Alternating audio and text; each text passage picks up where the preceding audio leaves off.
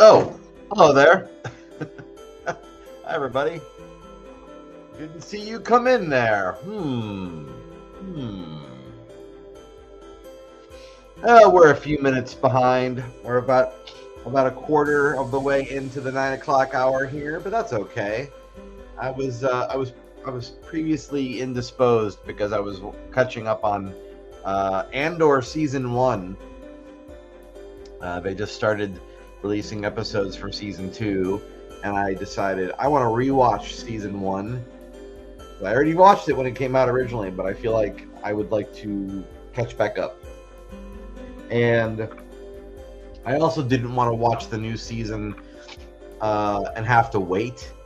So, I'm like, let me go ahead and give them a little bit of time to release episodes. It'll give me a chance to, refamiliarize myself with how amazing this show is. So, hey, Bayou Bombers over on YouTube. Hello, welcome.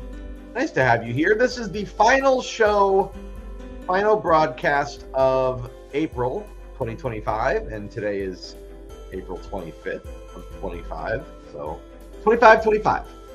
Hey, thanks for the care from Shane Campos over on Facebook. We got someone on YouTube and someone on Facebook. This is great. Thank you so much. And if you are giving me some kind of thumbs up or heart on YouTube, just know that I appreciate it. I cannot see that you're doing it because I don't get that displayed on my screen, but thank you anyway. You may be noticing there's a different little ticker on the bottom of the screen there talking about Retail Sunshine on Facebook. Recently, that page hit 900 follows, which is amazing, and thank you so much for all of that love. I know not everybody uses Facebook, but for those of you that do, it really does mean a lot to me. I appreciate it quite a lot. I would love to get to 1,000. That would be great. So if you have not already, just head over to facebook.com and you can search for Retail Sunshine and give it a like and a follow. And especially if you're somebody that has one of my books, I would love it if you could give me a review on Facebook, because pages get reviewed, but they only display the review once they hit like a certain number of reviews. So I have some reviews, but not enough apparently. Anyway, that is one little bit of business I wanted to get out of the way. I mentioned last week that I had a potential art show coming up in 1 week. 1 week from yesterday, called Art 2 Network here in Austin, and I have since decided, oh, hello, it's one of my channel members is here. Hello, it's Samantha. Woo, Friday LiveDraw. Thank you for being here. So I mentioned the Art 2 Network show here happening next Thursday in Austin at a brewery called Independence. And I was planning on going to this show, and then I kind of like chickened out, kind of last minute.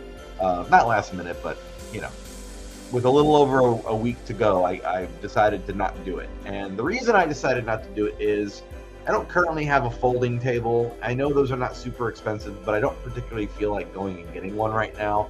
I don't really have anywhere to store it once I have one. That's one reason. That's not the only reason. The other reason is it's a 4-hour show on a Thursday.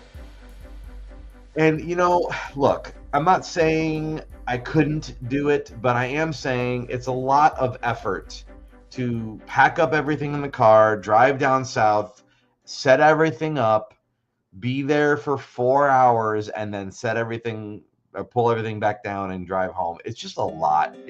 I just did Staple, which was a big 2-day show, but at least with a 2-day show, you have enough time that you feel like, okay, it's worth my effort, right? 4 hours, I don't know. I'm not feeling it. I'm sorry. So I have also been talking with a gallery that is in South Austin, like a pop art gallery. I've been chatting with them back and forth, and they want to have me come out and have my work on display in July, and they want me like specifically, like they invited me. That's different. I'm cool with that. It's a gallery, it's not a brewery. It just feels like a better event. It's a better situation. So, keep watching this space for information on when I will be there. But I don't think I'm going to chicken out on that one because they specifically met me at Staple and asked me to be have my work displayed in their gallery. So, that's one of those things. That's a different situation. The other thing about that Art2 Network show is it sort of feels like an underground kind of show. If you I don't know if you know about the underground artists out there. There's like a whole subculture with like skaters and people who smoke weed, and I mean, I'm not hating on any of those people or what they do, but I've never felt part of that. And there is part of me that kind of goes, yeah, but if I go there, then I'm like, I'm the odd man out, and that makes me kind of, yeah, I could look at it that way. But right now, I'm just feeling like I don't want to go and be somewhere where I'm the odd man out necessarily. This doesn't feel like something I want to do. So that's why I'm not doing the show next Thursday. And the other thing I was going to say is next Saturday, which is May 3rd, is the final concert of the season here in Austin for Austin Cinematic Symphony. And it is all Star Wars themed, all of it. I am doing that. If you don't know this, I'm the I've been the guest MC of Austin Cinematic Symphony for like 2 years now or something like that. And I am doing that. That's the other reason why I'm not doing the Art2 Network show. I still have to prep all of my stuff that I'm going to say, all my song introductions, and I do spend time doing that. So for me, it just didn't feel like worth the effort to try to cram all that in the same, week, because for me, it would feel like cramming it in. I do hope you'll go to that show if you're somebody who's local. It's going to be great. The concert lineup is going, from what I could tell, in order of the Star Wars timeline, which is really a cool idea. I didn't see any music from like the last two movies, but there's music in there in between from I think from Rogue One and some other stuff. Like, it's really cool. It's a really good lineup of Star Wars music, and it's all happening for free here in Austin a week from Saturday. So if you go, just do a search online for Austin Cinematic Symphony, and you'll get all the details of where it's happening. But it's a great family thing. I mean, they really put on a wonderful show, and everybody who does it is volunteer, myself included. We're all volunteer, which it's, I don't know, it just feels like a really good event to be part of. So there's the season for Cinematic Symphony is typically around like August through May, and it's 4 shows in a year or 4 shows in a season. So this is show number 4. Then we have a little bit of a break all summer long, and then we come back in either August or September. So, which, it is kind of nice to have a little bit of a break, because then I don't have to plan stuff around it. But I do really enjoy doing these shows, and they're a lot of fun. So check them out. If you would like to also see previous shows, by the way, you can head to my YouTube channel, and there's maybe 2 or 3 concerts that I've got on there, and you can check those out for free as well. Okay, that's the business I can think of. Let's see, am I forgetting anything? I don't think I'm forgetting anything. Nope, not unless someone reminds me of something. I think we're good. So, what has happened since last I've seen y'all? Sorry, I've got cat hair like everywhere today. It's sort of driving me a little bonkers. If you see me like itching my face more than usual, there's just a lot of cat hair. My cat is shedding, and I just brushed him, so now there's just a bunch of loose fluff, and it's the worst kind of loose fluff because it's like the real thin, the real thin cat hairs that you can barely see them, and you can feel them. They're sitting right on your cheek. You know something's there. You just can't do anything about it. That's what's going on right now. Hey, Nina's over here. Thank you for visiting. Thanks for hanging out with me. I do want to point out that if you're watching on Facebook, because Nina just gave me a heart on Facebook. Thank you for that. Facebook does seem to be deleting live stream videos like, I don't know, a week or a month after they've originally aired. So really what I would love people to do is kind of, I mean, I don't mind people hanging out on Facebook. It's fine. That's why I do the simultaneous broadcast, or the simulcast as they call them. But really, I prefer everybody hang out on YouTube. That's where everything I record stays. It's not getting pulled down or anything like that. And yeah, if you haven't done that already, please head over to YouTube and hit that subscribe button and like this video if you don't mind. It's all free to do, but it does help my channel grow, and it helps people find me. And then we get, like, you know, bigger groups coming out, and I think that's such a fun thing to do, is to have bigger groups in here. Okay, so what's been going on over in animation land? Well, I think the last time I was with you guys, I was working on scene 39, and I completed scene 39, I believe it was last week. And the same day that I completed it, I started on scene 40, and that's where I'm at right now. I'm on scene 40. There's this, like, kind of frustrating thing happening where I will finish a scene and sort of after finishing it notice that perhaps I could do with a few more in-betweens. And then I'm sort of in this sort of position of, well, do I want to go back and you know, force myself to sit down and, like, figure out where more in-betweens would go and to make everything more smooth? What I've been doing is not forcing myself. Excuse me. If I'm, like, a couple days away from finishing something, like if I just finished it 2 days ago, and that's when I start noticing, then for me it's like, look, you've already moved past it. It doesn't mean it's done permanently, but that does mean it was done enough that you felt like you could move past it.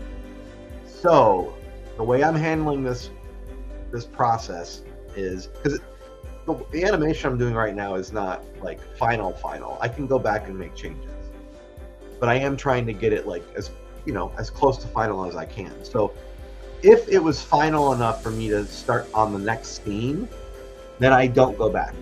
That's kind of been my unofficial rule. So that way I don't lose momentum. I don't get this, like, back and forth thing going. So I've already noticed that scene 39 could probably do with a couple more in-betweens. But because I'm already working on scene 40, I don't want to backtrack. I feel like it would throw off my rhythm. So when I go back to do the entire cartoon, like to do my cleanup animation, once I get to the cleanup animation stage, that is when I will go, hey, do I need some more in-betweens here? I'm going to go and add maybe a couple more and try to improve this.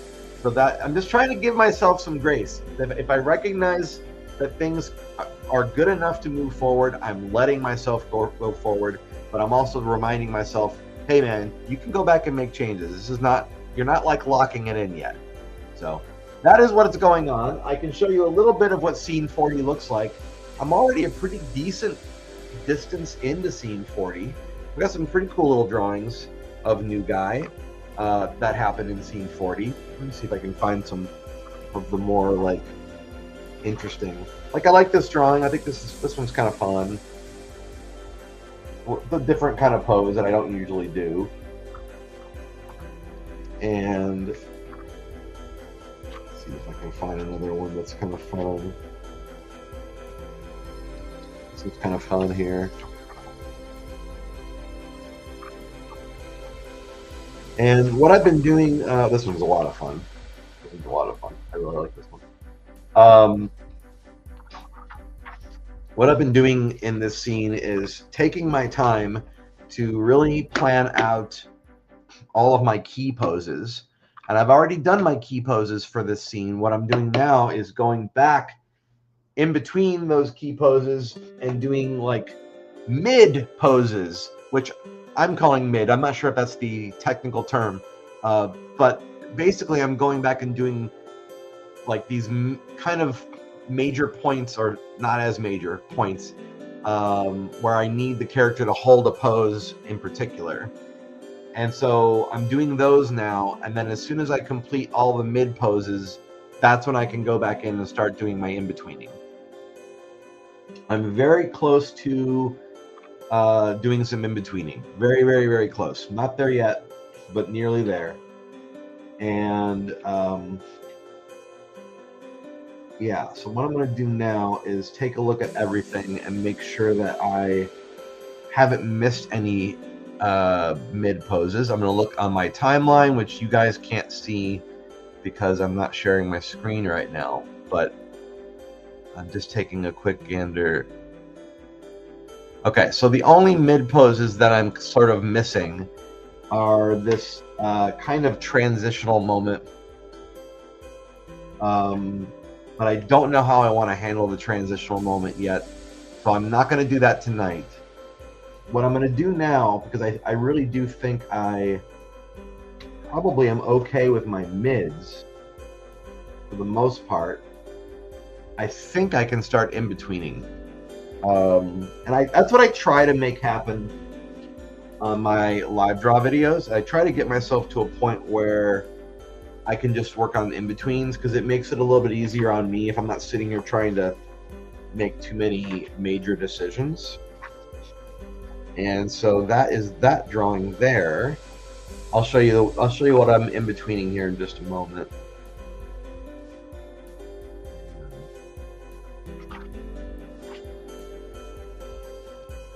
None of those. Oh, I'll tell you what I do want to do tonight. I actually want to fix warehouse guy a little bit. So in this scene, I'll just tell you a little bit what's going on. Thank you for your patience. I know sometimes it seems like I don't have a whole lot prepared, but really I'm just kind of thinking through things, and I appreciate you guys hanging with me during that. So in this scene, new guy is he has just been told that the object he's been looking for the entire cartoon so far, it's a laptop. He's been looking for this laptop all over the place. He's just been told that they no longer carry it. And he's been told this by the head of the warehouse, the guy that kind of lives in the warehouse. He doesn't really live there, or does he? I don't know. But he sort of manages the warehouse. And so he has just told our main character, new guy, that this computer he's been searching for is no longer in the store. So new guy reacts in a very surprised, bewildered way in scene 39, and we cut to scene 40 where he is now like starting to lose it. And so it's a lot of, all my key poses in scene 40 are just a lot of big dramatic poses where he's just like hand gestures and he's moving around, and he's like, lots of this kind of thing. And so it's going to be really interesting seeing if I can pull this off, because he's really going to be kind of like moving around the screen quite a bit at a fairly rapid pace. Well, while he is doing this is like, these are the frames I'll be in-betweening tonight. These two, I'll be starting on the in-betweens here. While he is doing that, the warehouse guy is just sitting comfortably on his little stool, which is right here. But I did not complete drawing him, because I just needed to get a little something on screen for me to make sure that it was that when I drew new guy, he was like looking at warehouse guy.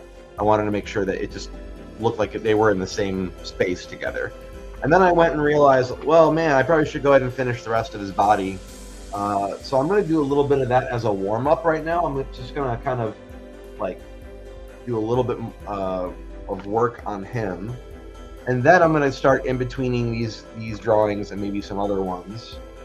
But while I'm doing that, since this is a live draw, if you're new to this, you are more than welcome to ask me questions or those kinds, or participate in whatever conversation is happening. If you hear me say something and you're like, I want some context for that, or I don't know what you're talking about, or whatever, or you have an experience of your own that you feel like what I said reminds you of one of your own experiences, feel free to put it in the chat, and I'll get back to you as soon as I notice it. So what I'm going to do now is I'm actually going to put these drawings behind Warehouse Guy, and so I can see like what their scale is. I'm going to turn my monitor around and turn this down a bit here so we can kind of get a little bit of an over the shoulder thing going as best I can. It's not going to be perfect, but I appreciate your patience. I can turn my drawing board a bit this way. Helps a little bit in seeing what I'm working on. And we'll just see what's going on here. So I kind of feel like when I was last looking at this, I sort of felt like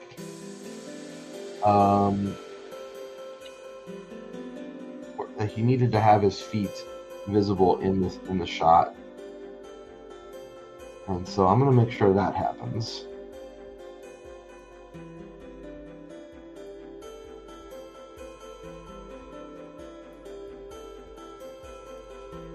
Now, again, I mentioned this a few minutes ago, but I'll say it again now.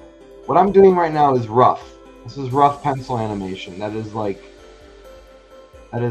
just, it's like a skeleton of the final cartoon. If you've ever watched a behind the scenes of anything animated, you probably know what I'm talking about. A lot of times you'll see some kind of side-by-side comparison of the final film and the rough animation. And so that is what you're seeing me work on. And once I complete all of the final all the pencil animation, once I complete all that, then I'll hand it over to my composer so that he can start writing music while I'm going back through the whole thing and making things look more permanent and creating background artwork and coloring things, that whole process. I do need to see how did I draw the bottom of this stool. I need to take a quick look at my notes and see what that looks like, because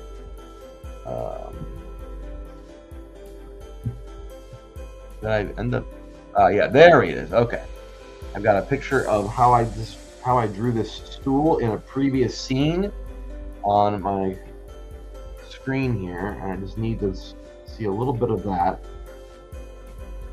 so I can be consistent. I want things to look, like they're the same object from one scene to another. That is very important to me. There are some cartoons that I feel like they don't really make that a priority, and that's okay. I mean, you don't really have to, I suppose. Actually, I think that would be lower than that. So let's go ahead and lower that a little bit. Let's come out of there.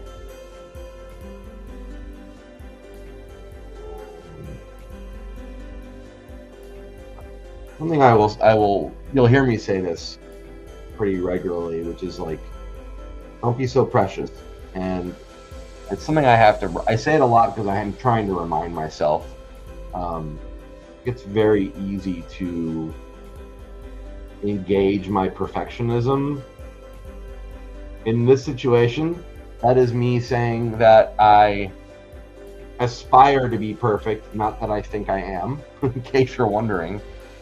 So a lot of times I just have to remind myself, like, hey, you're going to go back and change this stuff later, so you don't really have to worry about it being 100% right now. It just has to be good enough to be able to know what you're looking at and what you need to do with it later on when you go back and clean it up. So it's just like a guide. So right now I'm just sort of giving this chair some wheels.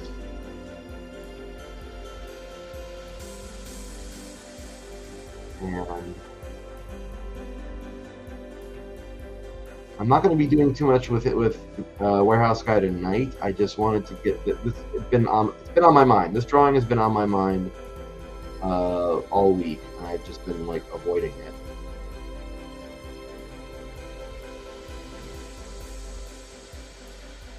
So I'm just taking care of it now.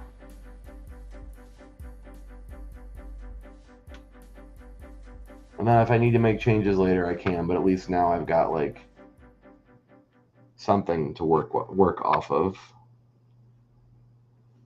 All right, so that should be fine. So I'll go ahead and scan that later on and make sure that that goes back in. And yeah, that's fine. In this scene, Warehouse Guy is going to turn around at one point. I don't know when, but I'm not working on that tonight. But he is going to turn around at some point. I want to change that. No, I'll just leave that. Okay. All right. So that's that. I just wanted to kind of knock that out real quick while I was thinking about it. And oh, thanks for the heart from Ronan Kurosaki over on Facebook. Much appreciated. All right. So now we're going to do. I'm going to do a little bit of in-betweening. I'm going to stick on here a fresh piece of paper. Blind everybody for just 2 seconds. Apologies for that. All right. I might blind you for a little longer than 2 seconds now. I think about this.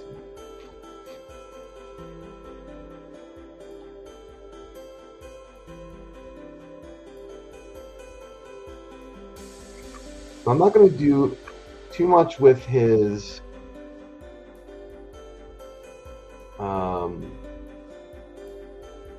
mouth tonight because I don't really know at what point in this will he be saying certain words. I won't really know what words he's going to be saying until I put everything on the timeline and kind of map out exactly where he would be saying things.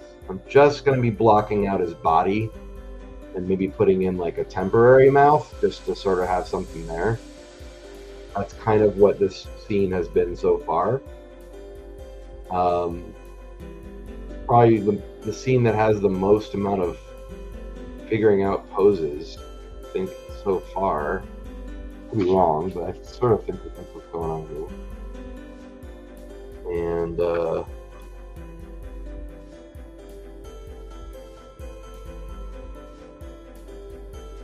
that's going to be there.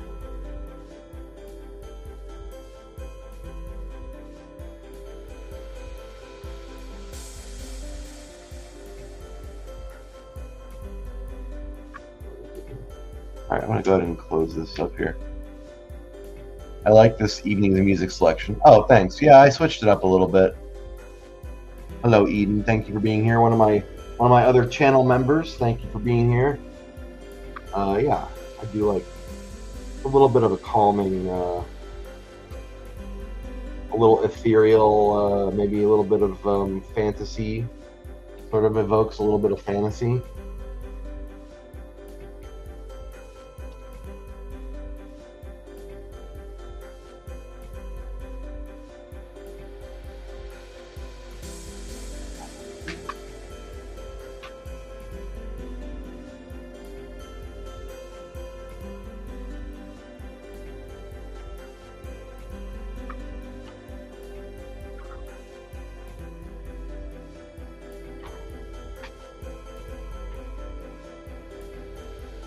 Is the music like loud enough or too loud? I know last week I seemed to have a little bit of a too loud thing happening.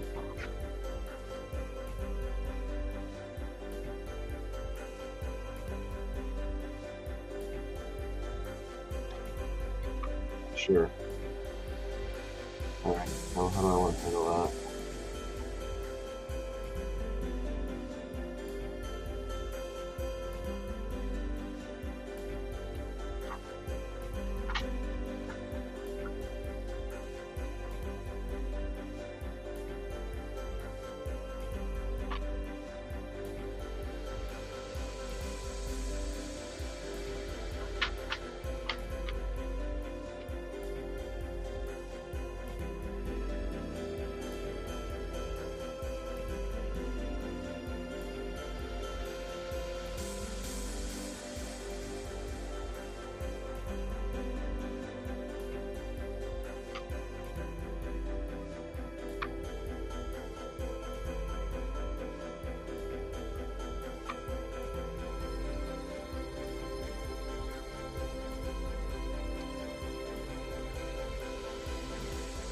Perfect. Thank you, Samantha. Music volume is fine. I can still hear you well enough. Thanks, Bayou Bomber. Appreciate that. Much obliged. Let me just make a note of this. The volume level seems to be it's set at 32. So I guess if anybody wants to remember that for me, 32 is apparently the sweet spot. So that's a cool thing, right?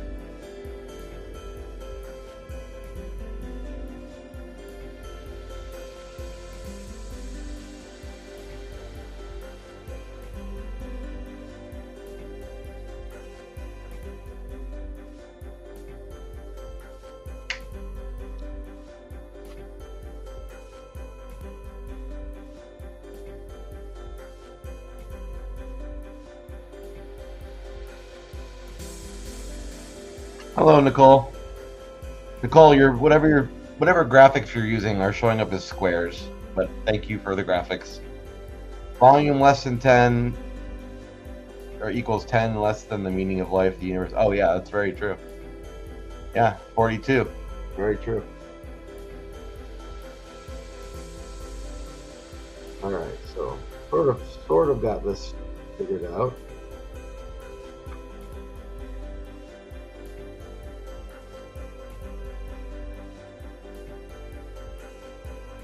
I saw them advertising a documentary about Paul Rubens coming out in May, and I'm actually quite excited about that.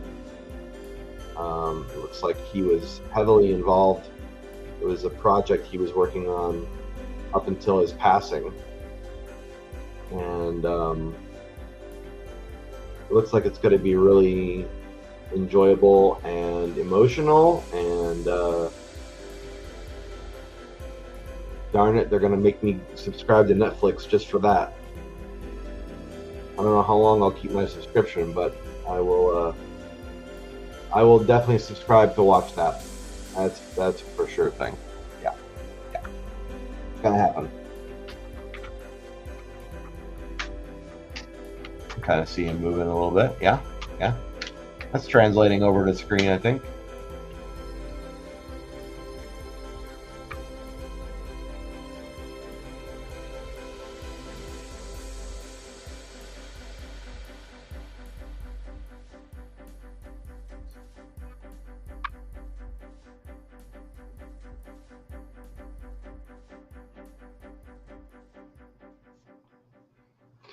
I was just talking with a buddy of mine the other day about how things evolve. I'll tag you in. What does that mean? What does tag me in mean? Are we playing tag team football? What's going on? I was talking with a buddy of mine about how much the styles change, and something that I was pretty vehement about when I made Sparking Sunshine back in 2020.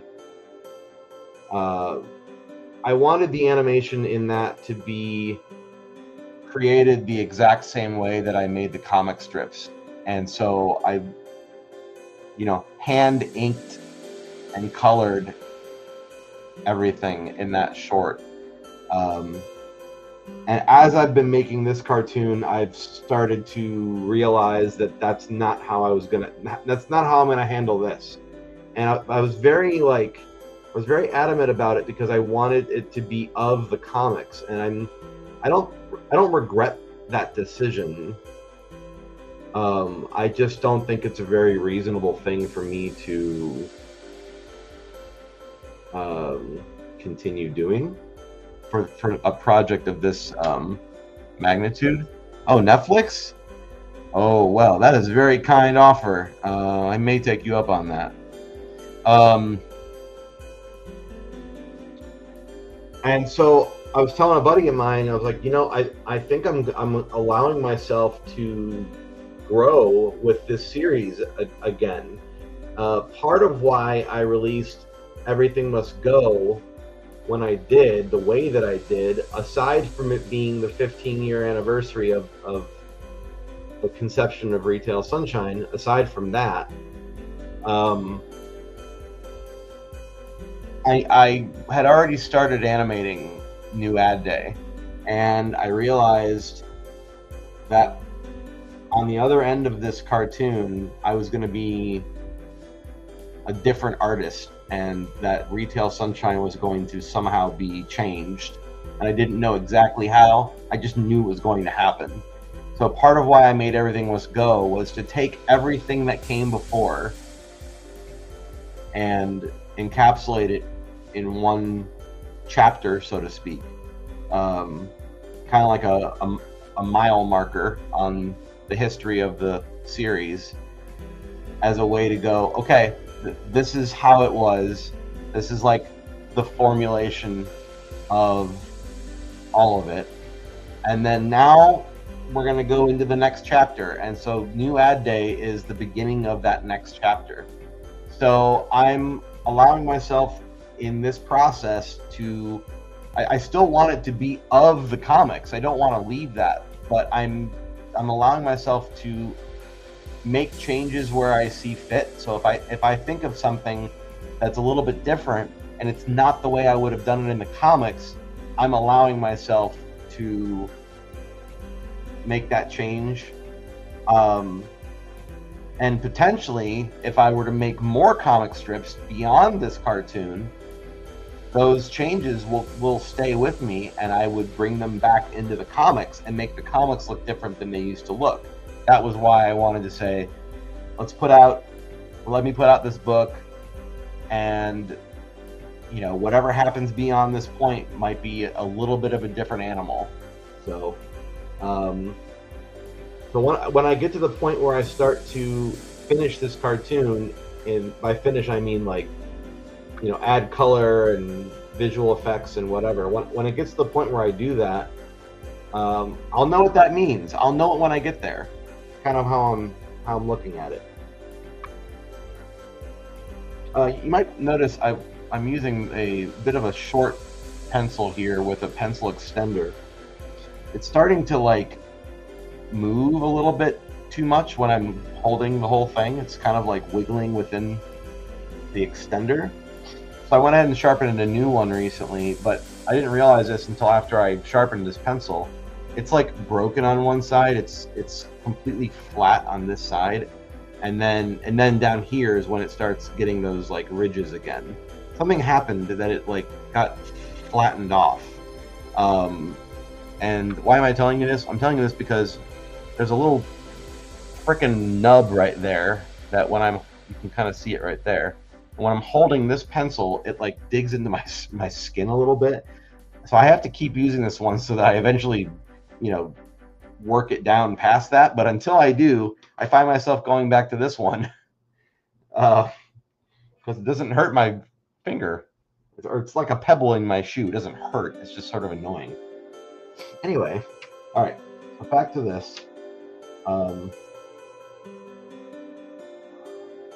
Yeah, I think that's doing what I want it to do. Yeah, okay. All right, so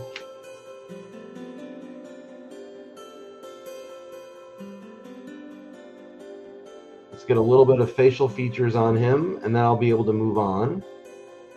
Now, I'm going to do these pretty lightly because I am anticipating coming back in and erasing some of this stuff. I think it's going to happen. Once I start adding dialogue and figuring out all that kind of a thing. Hey, thanks for the thumbs up from Frank Gonzalez over on Facebook. Appreciate that, Frank.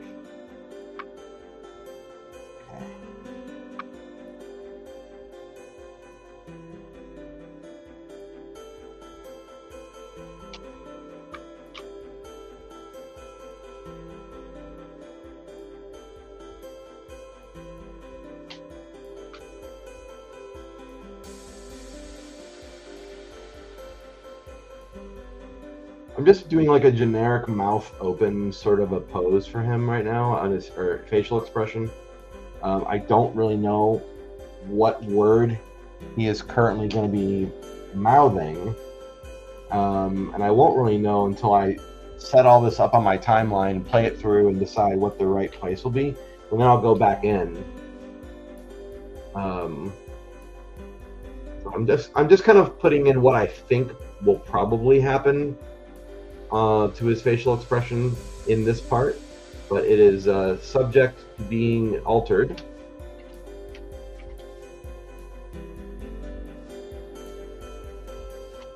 I'm just sort of following suit with what the previous drawing was, and it sort of feels like it's of that, and that's fine.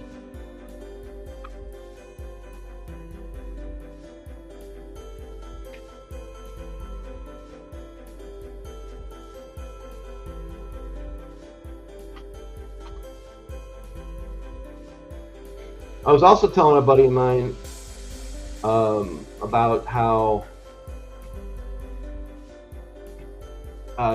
making a story like this, animating a story like this, where I'm spending a lot more time with my characters, instead of in comic strip land when you're just kind of setting up punchline and then a joke, and every strip is that way. You don't get a lot of room for character development. I'm not saying you can't develop characters or inside a comic strip world. You can. I'm just saying that like the moments that you're with those characters are kind of limited, Hey Vinny's here on Facebook. Hello, dude. Thanks for the little pencil there. And so working on New Ad Day has been like a pressure cooker for me in multiple ways. But one of the ways it's been a pressure cooker for me has been around character development.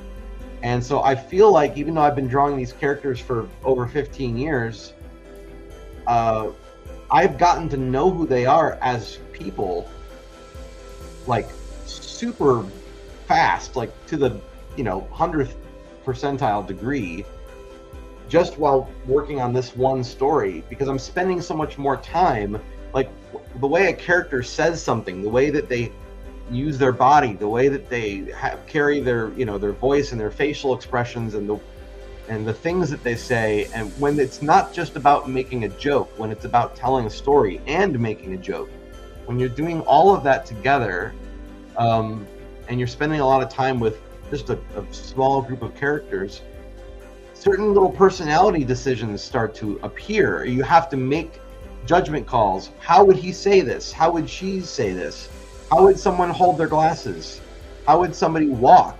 How would somebody, you know, how does the back of their head look? I mean, like all these little things that I don't always have an opportunity to deal with in the comic strip.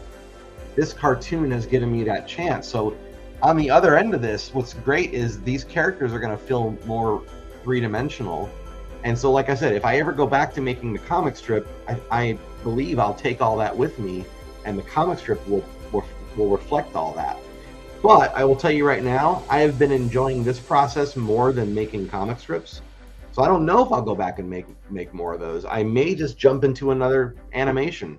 I already have another animation story planned. It's not completely written, but I already have like the plot, the basic plot, and I have the title, and I know who the main characters that I'll be focusing on in it. It will be a different cast of characters than New Ad Day. So still Retail Sunshine, still the same world, but there are so many characters in Retail Sunshine that I can afford to swap out characters and have different ones and focus on different characters. So thanks for that little star, Vinny. Thanks for the star. So yeah, so that's what's going on. That's how this goes. All right, so this frame's done. Okay, I'm just gonna call this done. This is like kind of an in-between. And I'm gonna maybe do another one in between the one I just made and the one that came before it. So I'm gonna, I'll leave the other drawing in the back. Sometimes I'll leave that back there so I can go back and like take a look and see what the next thing coming up is. Thank you to Nicole Bell for the heart on Facebook, and Vinny for the like. I appreciate that. Making sure I didn't forget anybody. Yesterday, was it yesterday? I think it was yesterday. I had to go and buy another container because I filled another box, and so now I'm starting another container, which is cool. I'm keeping them in like separate, smaller containers of drawings, just to make it easier for me to go back through later. Because if I just buy one giant tub and put it like a massive stack of drawings, trying to go through that is going to be a major pain. In fact, the size of container that I have right now might even be too big in that sense. But what are you going to do? I think I grabbed the one that was like the most reasonable size. I didn't grab anything that was seemingly going to be too big of a pain. All right, so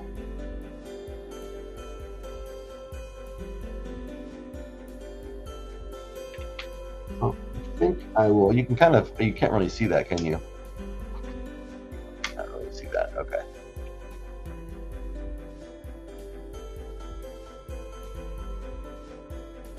Let's see. How do I want to handle that? How do I want to handle that?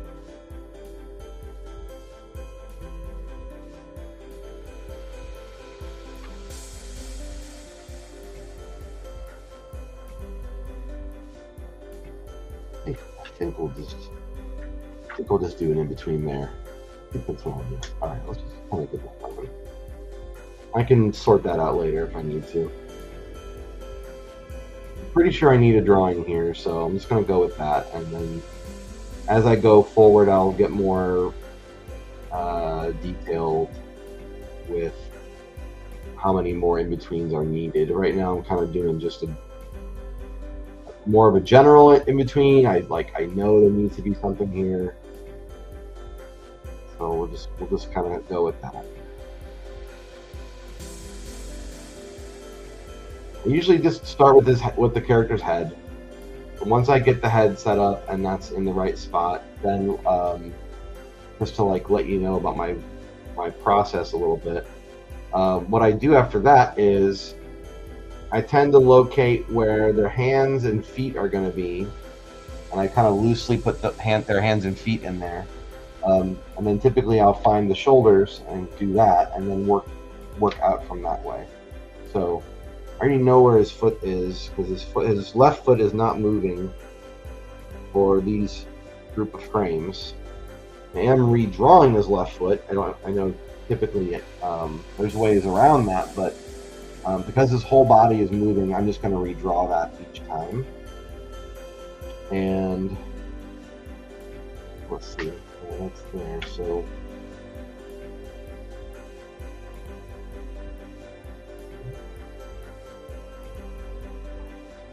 that hand would probably be like somewhere there. And I just kind of put like a generic little shape, a little circle of where it roughly will be, and then I sort of look for where the shoulder will be based off the other two shoulders. So just kind of go like that. I just give myself minor border drawings, like where's the end of his sleeve, where's the end of his shirt, where's his knee, you know, and just sort of work around that. I don't get too detailed about it until I start filling it in.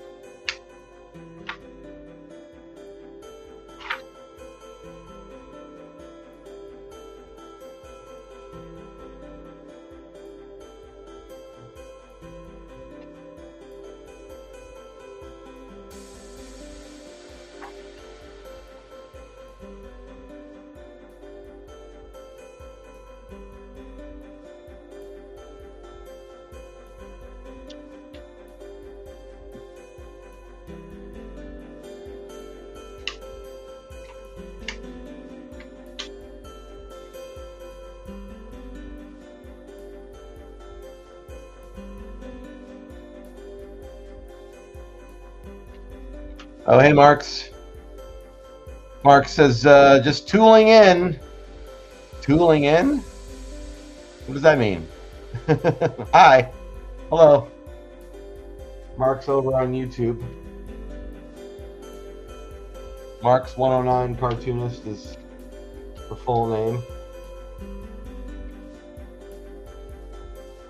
It's kind of fun to see different people's screen names.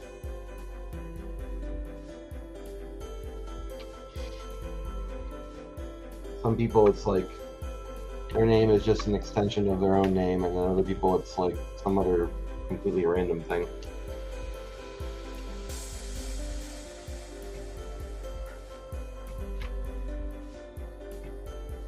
Oh, you got autocorrect. Oh, okay.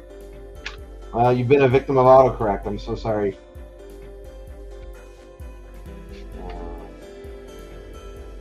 I'm gonna leave his hand off of left hand off on this one.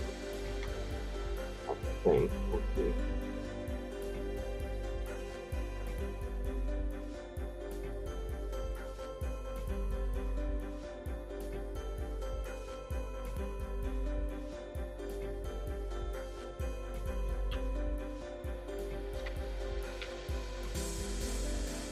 I don't like that.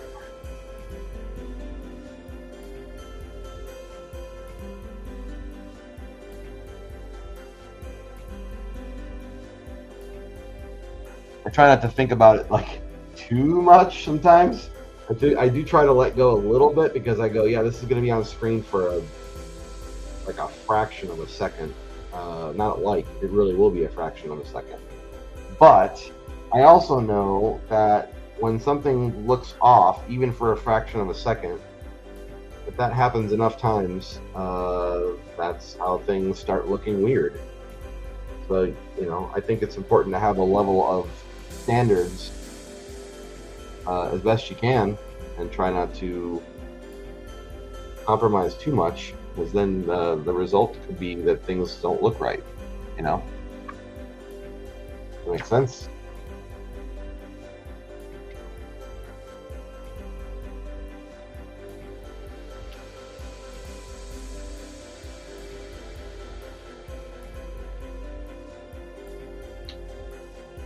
These characters, when I started them out, they began as stick figures. If you look at the early Retail Sunshine comics, they really are stick figures, and there was a reason for that.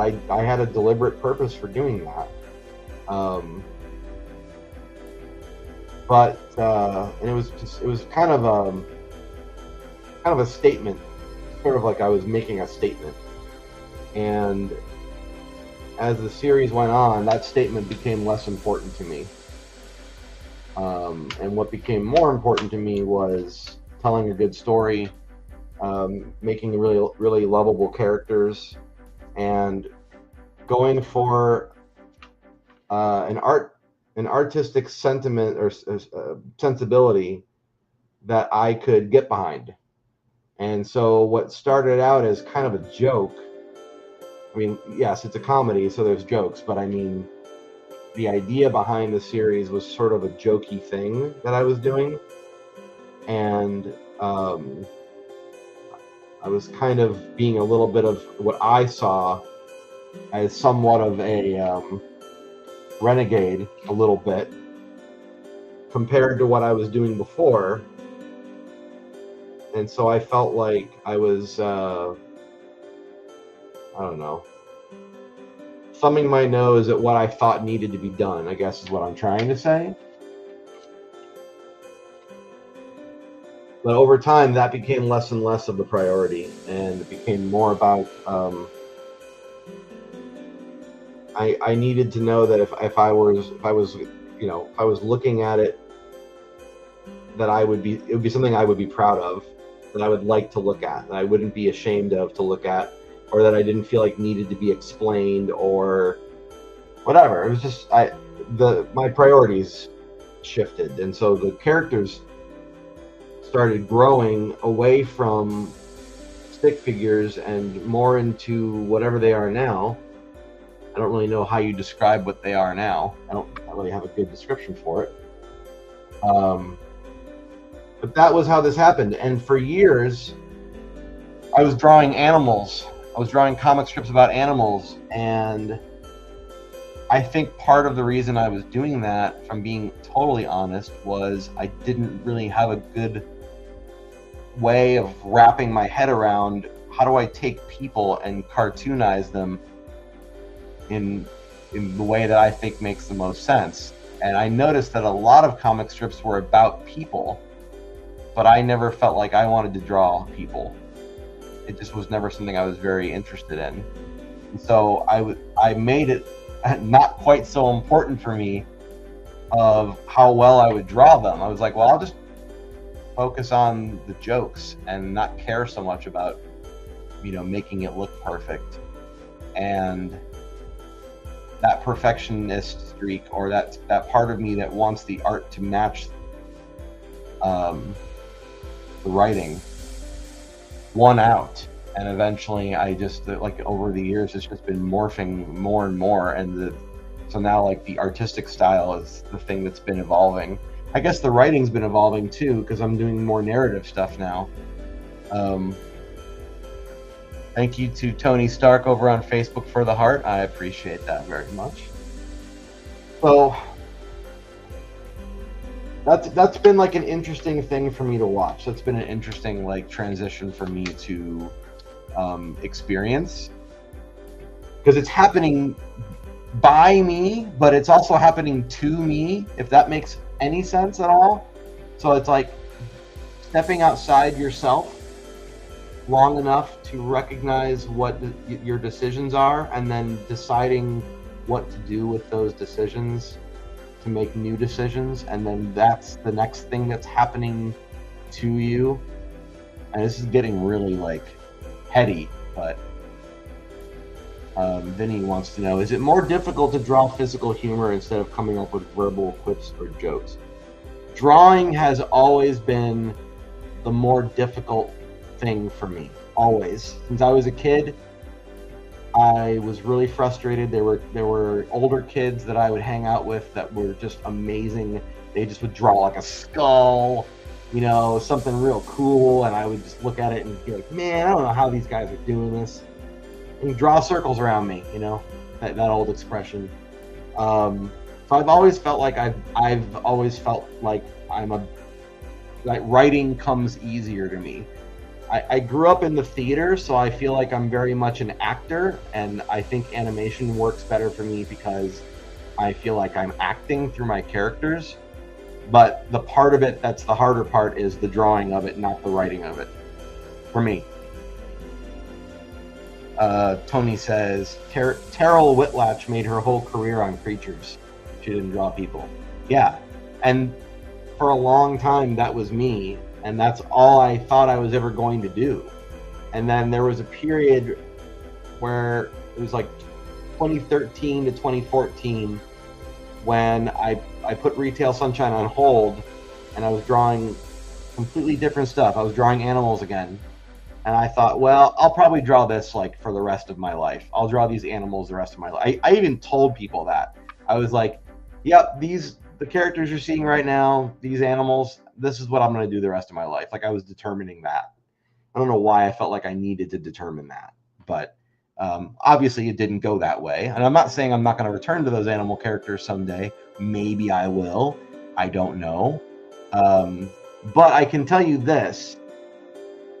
Since returning to these characters and imbuing in them a sense of personality and life that I hadn't done before, I don't really want to abandon these guys again. Now I really don't want to. Now I feel like I'm so invested in them and what happens to them and exploring who they are that like I'm not interested in doing a different series. Even if the other stuff I was doing was also really fun to look at. It just doesn't hold any interest for me right now, and I don't know that it will, and that's okay. I'll never forget those characters. They're part of me as well, and I will always care for them. I know that might sound weird to people who are not writers or creative people, but you definitely come to care about the characters that you create if you spend enough time with them. And if you don't come to care about them, you're doing it wrong. I stand by that statement.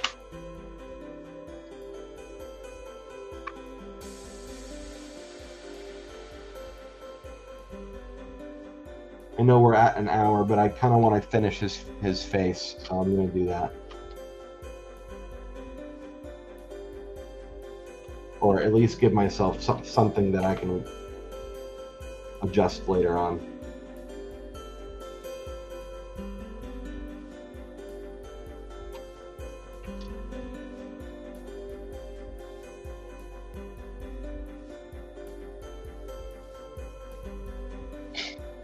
Mark's over on YouTube says, you mentioned livestock. I didn't mention livestock, I mentioned animals. No, but yes, I did mention the livestock. And it reminded me of a short story about a 500-foot tall, 3-headed, fire-breathing chicken. What? That eats farmers' crops and burns your village. Well, that's terrifying. I don't know that story, but thank you for putting that thought in my head. If I have a weird dream later, I'll know who to thank.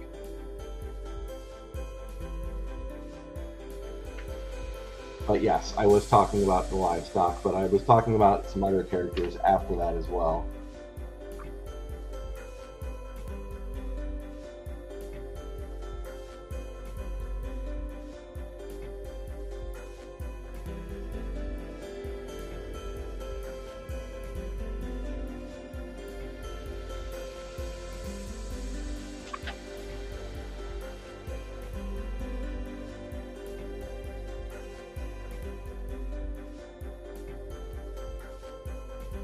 All right, I'm about done. I'm about done here. I'm hoping these in-betweens are going to be what I need them to be. I don't know for sure if they are, but I will test them out later on. Scan them in, see if they work. If they don't work, I'll have to make some adjustments.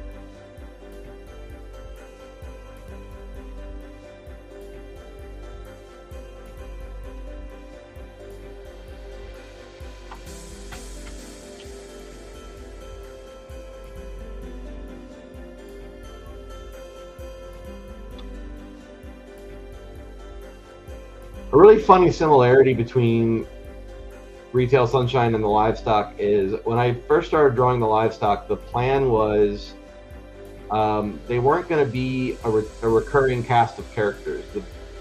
The idea was I was just telling a joke about a cow, I would draw a cow, and it wouldn't be necessarily the same cow from the last cow that I drew.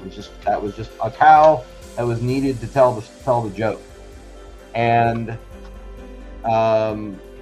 that changed. It became a cast of characters, and 7 characters, and that became livestock. And then when I started Retail Sunshine, same thing. I was like, I'm just gonna make generic looking characters, and whatever the joke is, I'll just come up with somebody for that joke, and then move on. And over time, the same kind of thing happened. I started going, I guess that guy is the same guy as that guy. But what changed was I didn't give them names like I did the livestock. Like I gave one character a name, but everybody else has remained relatively generic. And that's kind of part of the joke, because like the way I design them, it's just part of the design. Meaning they have name tags on, but you can't see what the name tag says, so it's sort of baked into the physical design of the characters now. So they're not going to get names. There's no plan on them getting names, but yes, there is a recurring cast of characters now on Retail Sunshine, and yes, there are also generic characters that show up one time and then never again. The main antagonist in New Ad Day is a customer that I had never drawn before. So his first appearance is New Ad Day. He may never show up again. It's possible. I don't know. But there are plenty of other characters in New Ad Day that have appeared throughout Retail Sunshine, like background characters that come back to be background characters, but now they're moving. So that's been really fun. Yeah, we'll see where it goes. I mean, that's been part of the fun part of it. Is I thought I knew for a long time exactly what made it what it is, and then in time I made other decisions, and then that changes, and you just keep asking yourself, like, do these decisions still serve the work? And if the answer is no, then you come up with something different. And if the answer is yes, this still works, and now it's kind of a tradition, well, then those are the things you keep. But that's been interesting, is deciding which things I keep and which things I change. And like I said, I thought certain things were going to stay the way they were, like, forever. But with New Ad Day, I'm going to be coloring this thing digitally. I'm pretty much committed to that. I haven't come up with a process yet of how I'm going to do it, but I know I'm not going to do it by hand, on paper. I mean, I'm not going to on hand in that way. And part of the irritant of doing that in the past was I would get like bits of crayon on my scanner, and it would smudge the scanner. I'd have to clean that off. It was just kind of annoying. So there's these little reasons why I'm like making changes. And as long as like the vibe of the series is still there, as long as the writing is similar and the characters are similar, as long as all that is still there, if there are some slight visual adjustments, I think that's okay. And I guess I'm going to find out once I start putting this thing into its like final paces. But we're a little ways away from that. I'm on scene 40 of 70-ish, I think. So past the halfway point, but you know, definitely like the downhill part now, right? That's pretty cool. And scene 40 in particular is like a climax period where, you know, that's when the tensions are really high and characters come to blows, so to speak, figuratively and literally. And yeah, so it'll be interesting to see how the rest of this process goes once I get on the other end of like scene 40, 41, and 42. Like once I get past those three scenes, because they're all kind of like really, really connected together. But once I get past that, it'll be interesting to see, you know, do I pick up the pace? Do I slow down because I'm getting apprehensive about finishing it? I don't know. It's gonna be very interesting. But just keep tuned to this space. Make sure you got the notification bell turned on so you can know when I go live next. Thank you so much for chatting and for the likes and for subscribing. If you want more, again, just head over to retailsunshine.com and you can follow me for free. Yes, you could do some paid stuff there if you want, but there is free stuff there. And also Facebook. I can't emphasize that enough. I would love to get that page up to 1,000. So it's getting there. It's getting really close now. So if you want to, you know, make that happen, search for Retail Sunshine on Facebook. And Nicole says, happy for the progress for you. Thank you so much, Nicole. I can't wait for your animation. Thank you so much, Marks 109 cartoonist. I really appreciate that. I'm excited for it as well. We'll see what happens. I've been trying to push, you know, more to see if I can get the rest of the pencil animation done this year. I don't know if I can. That's another 30 scenes. If I can get another 30 scenes done this year, that would be amazing. I can tell you this much though, if I don't get the rest of the 30 scenes done this year, I think the act of me trying to get 30 scenes done will put me like very close. So I'm really, really excited. Next month is my birthday month. It would be kind of cool if I was able to work on the number of the scene that's the same number as my age at the same time. That would be cool. It doesn't have to happen, but that would be really cool. All right. Anyway, thanks guys for being here. I'll see you guys next week. I may do a vertical live stream in between now and next week. We'll see. And the only way to know about that is by having notifications turned on. And yeah, thanks for hanging out. I'll see you next time. Have a great weekend.